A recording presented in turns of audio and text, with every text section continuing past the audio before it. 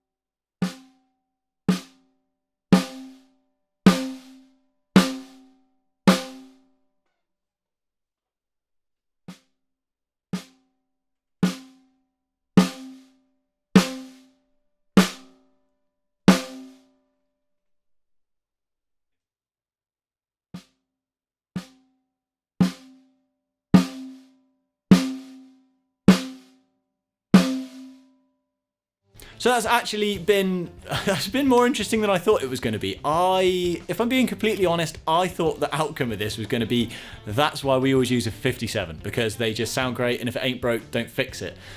Some of these quite obviously didn't sound great, but there were a lot more that sounded really interesting and brought a lot more to the table than I actually thought they would. So I hope this is as useful for you guys as it has been for me. Some of my particular favourites were the Rode NT5, really nice high-end and clarity off of that, being a small diaphragm condenser. But then in the same vein, the SE, again another small diaphragm condenser, just sounded really quite horrible, probably my least favourite actually. So it just goes to show it's not just the type of mic and the specs on paper, it is what that mic sounds like. And hopefully this video makes a point of reference for some of you guys looking for specific sounds, because this stuff is surprisingly time consuming. Although having just watched that, it may seem really easy, just lob a few mics up and play a snare and then go back and listen.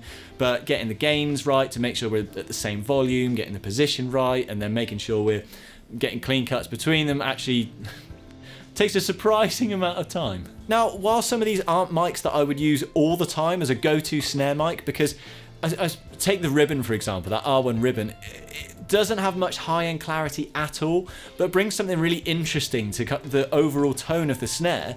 There's something that I would want to use occasionally for a certain recording. And having gone through this, I've kind of now a bit of an eye-opener as to what different tones I can actually draw out for a recording, as well as just changing the snare drum itself. Now, worth noting, we did fit a new Remo Ambassador for this head, and because it was new, it did stretch a little bit over the duration of recording, so we have got a slight pitch change there from the SM57 through to the R1, but not enough for me to say that it's a deal breaker. Now, let us know down in the comments which was your favourite, which you thought brought out something different from the snare than your just standard 57 sound, and let us know which you would put nowhere near a snare drum again. Now, I hope this was useful, and if you want to check out more drum videos like this, then don't forget to subscribe to the channel, and we'll see you again soon.